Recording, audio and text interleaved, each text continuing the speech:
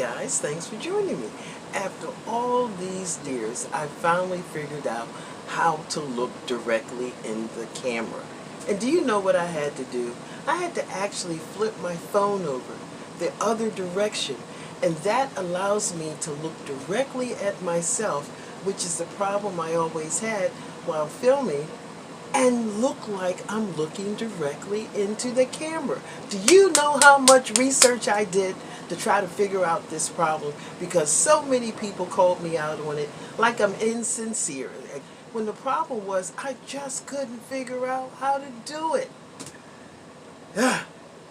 Okay, let's talk about what I'm here for. Okay.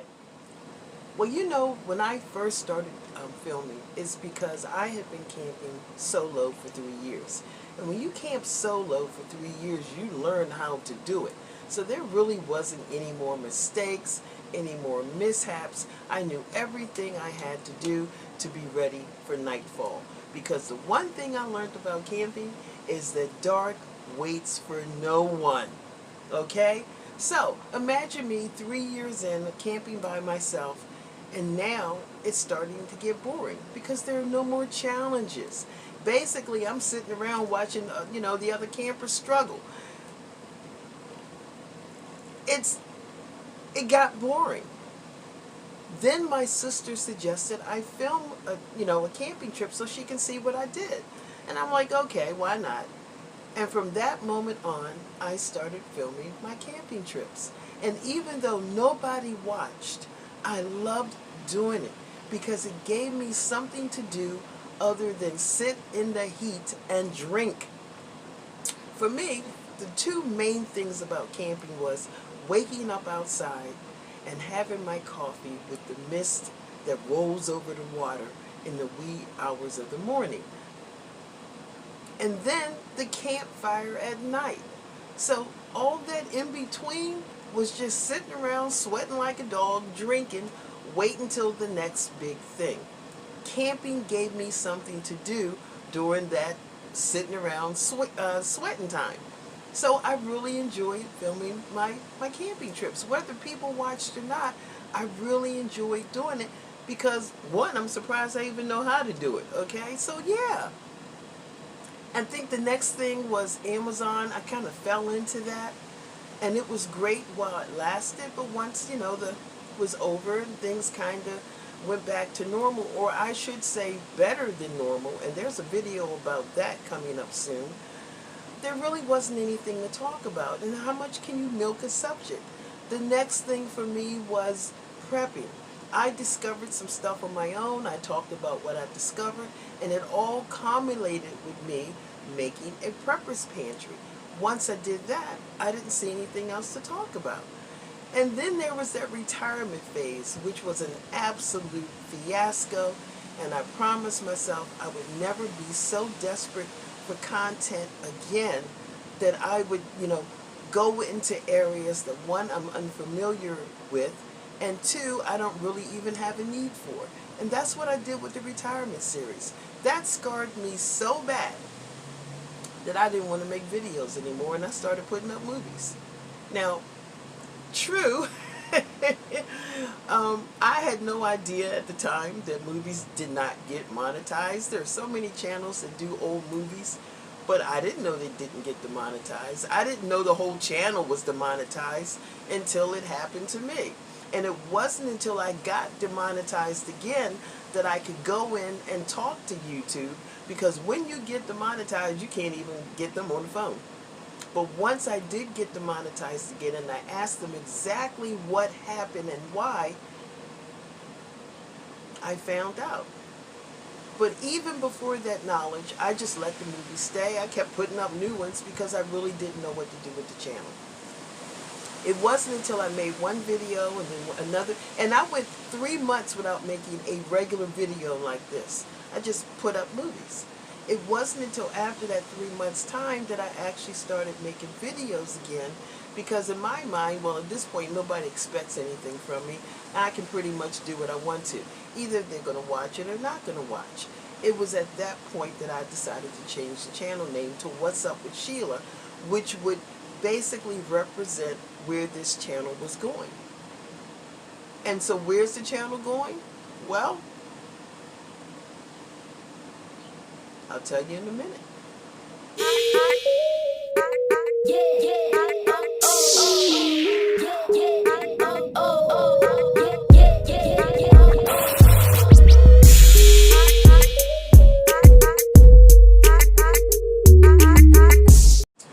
First of all, YouTube has a proven formula to make a successful YouTube channel. And that is basically find a niche and milk it for everything it's worth. Even if all the videos kind of sort of sound the same, that's what gets you noticed. That's what the algorithm understands. And because you have that niche, YouTube knows who to send your videos to. But if you don't have an established niche, then algorithm is like, what the fuck? What are we supposed to do with this? Now, it was probably better that I started putting up movies, even though I got demonetized, just to figure out where I was going to go. And really, where am I going to go? Well, I decided I'm not going to follow the formula for a successful YouTube channel. You know, I've never followed formulas in my life. When I started my business, I didn't network. I did everything on my own. If it worked, then I got all the glory. If it didn't work, well, I took all the responsibility. But you have to be willing to take responsibility, which I have always been willing to take. So no, I'm not looking for a niche now. Now I just want to do random videos about something that came to my mind that I wanted to talk about. And all of a sudden, I have found the joy again of filming, just like I did when I was filming the camping trips that nobody watched. Didn't matter. I loved being able to do it. And see, this is the thing, and I mean to offend no one, but when I did the camping trips, I didn't care whether people watched. I did that for me because it made me happy to do so. And that's how I feel about the videos now. I do them for me because they make me happy to do so. I would prefer people watched, but if they didn't, then I'm not mad. If I make $100 a month from YouTube, I consider this whole thing successful. Now see, when your bar is low, you can pretty much do what the hell you want to. And that's how I see my YouTube channel now. Random stuff. And What's Up with Sheila is the perfect channel name for the random stuff that I talk about. Now, is there a niche for random stuff? Well, I don't know. I think YouTube needs to start one just for me. But until they do, there isn't. Understood? Okay. But the fact that I enjoy making YouTube videos again, because I'm not going to lie, and like I said, the retirement series was forced, and I will never force any kind of niche again. I would rather be random and floating free in the YouTube universe, and you know, maybe somebody will like a video and maybe they won't. But I would rather do that and keep the joy of filming. Just like this video, I just decided 10 minutes ago to make it, and here I am. Maybe you'll enjoy it, maybe you won't. I hope you will, but I sure as hell enjoyed making it. And when it all boils down, if the content creator isn't happy, then they burn out and they become, well, I won't say what they become.